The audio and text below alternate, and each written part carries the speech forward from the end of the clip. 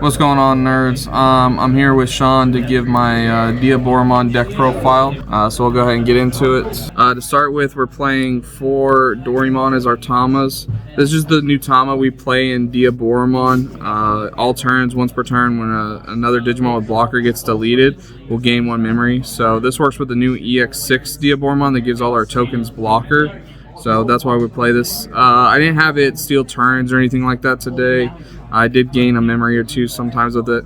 It also kind of doesn't work during your turn if you have the EX6 Diaboromon out, because your tokens will have jamming, but still during your opponent's turn you can steal memory from them sometimes. So that's why we play that now. The other Tamas, we just don't play them anymore. They're too slow or, too bad. The extra DP on the OG one just isn't good enough now. So, and we have enough searcher cards where we don't have to play the other one that draws a card when attacking. So we don't have to put our Diaboromon in risk.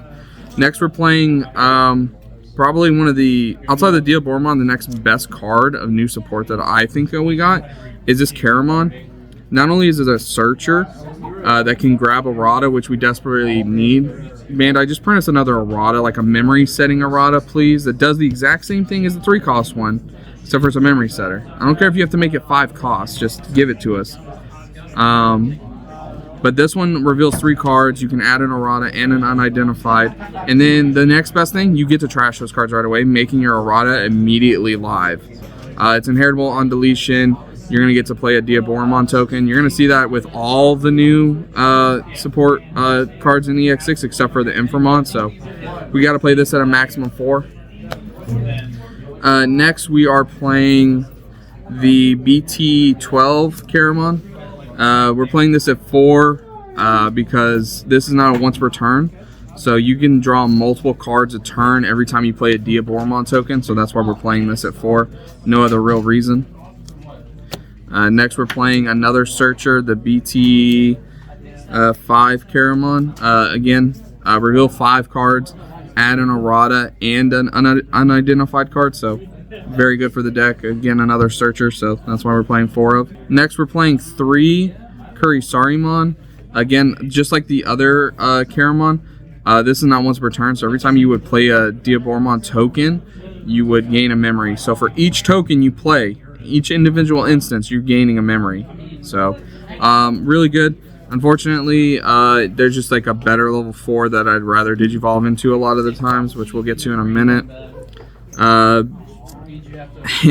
In the video you guys saw me playing with, I did not include this because I completely forgot Floodgates were a card, because his effects are kind of trivial, to be honest. Outside of killing the level 3 Floodgates, like, this card really doesn't do too much.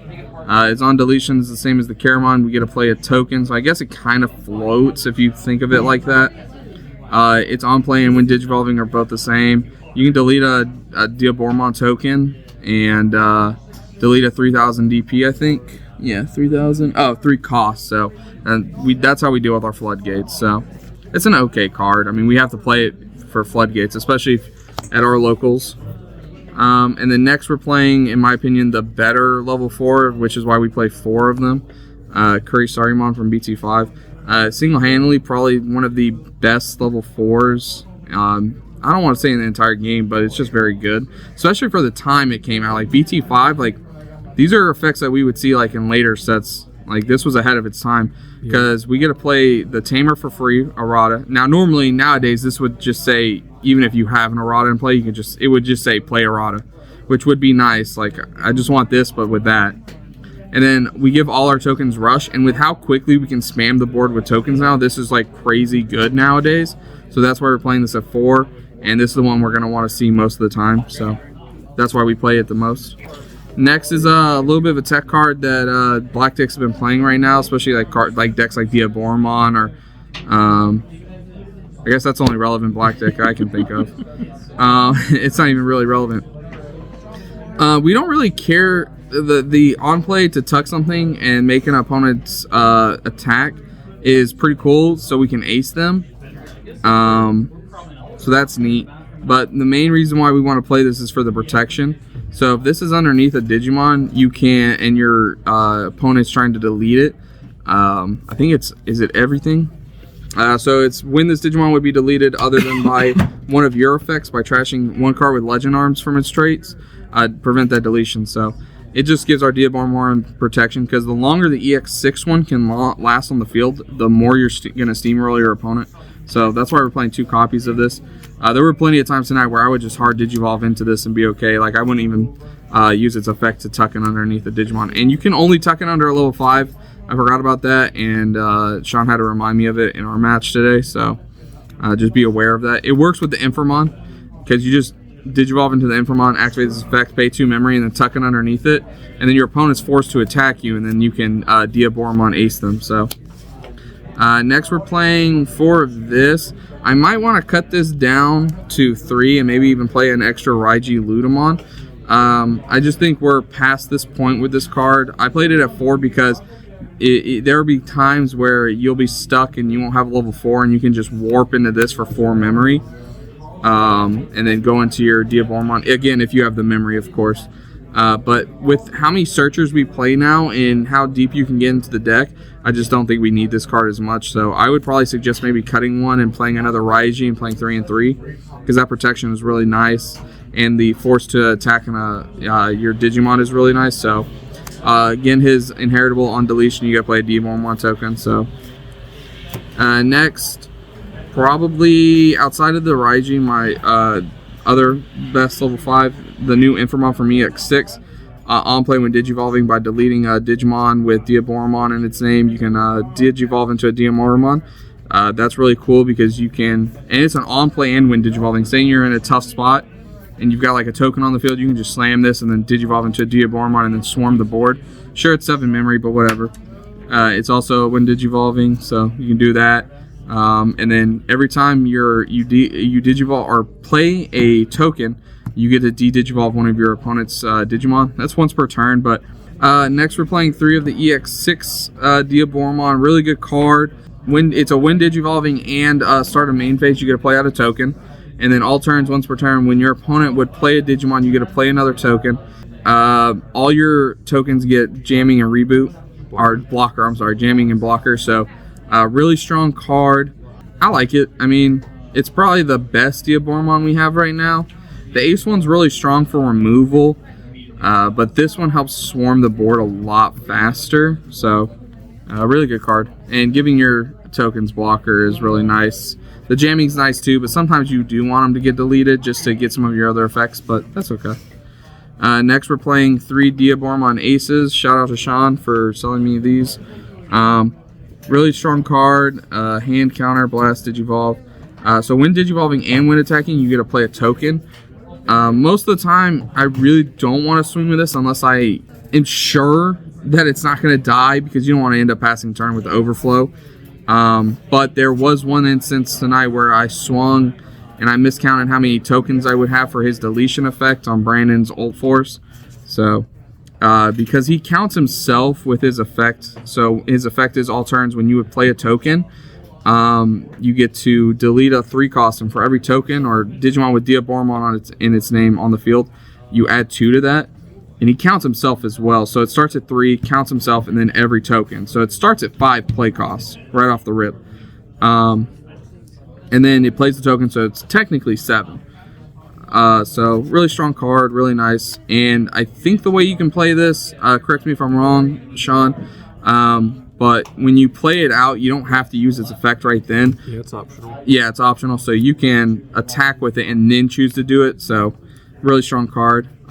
It's your deletion card. Unfortunately, this deck just it's kind of walled off right now by a lot of the meta decks. Like, I think Numa's a little too fast for it, and Magna, I just don't see a way to beat that deck with this right now.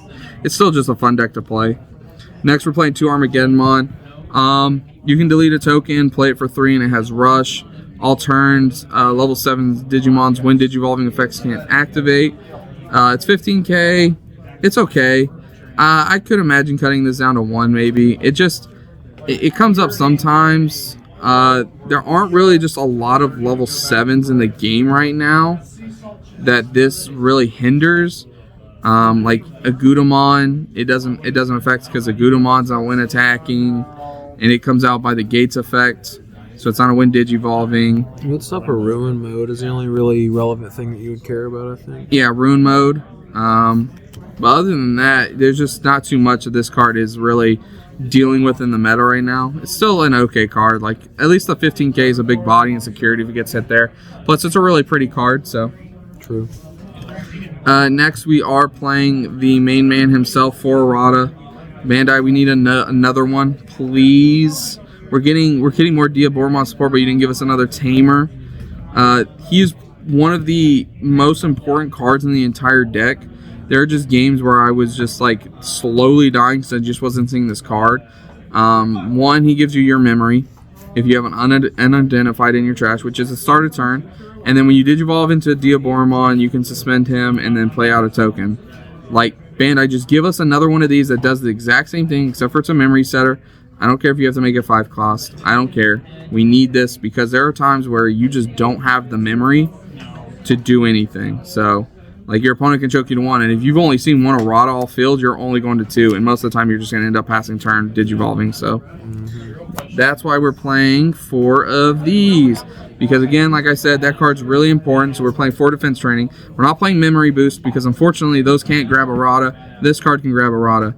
Plus our 2 Caramons can grab Errata. So that's how we're digging through our deck to see those cards, and this just helps us digivolve for cheaper. So really good card.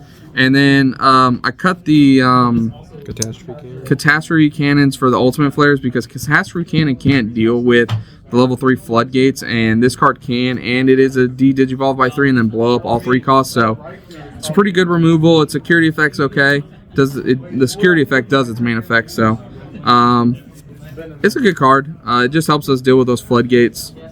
Yeah, it's not a very competitive deck, guys. I'm not going to tell you guys to take this out to like an online regionals or anything like that and expect to win. I'd say like take it to your locals and just have fun.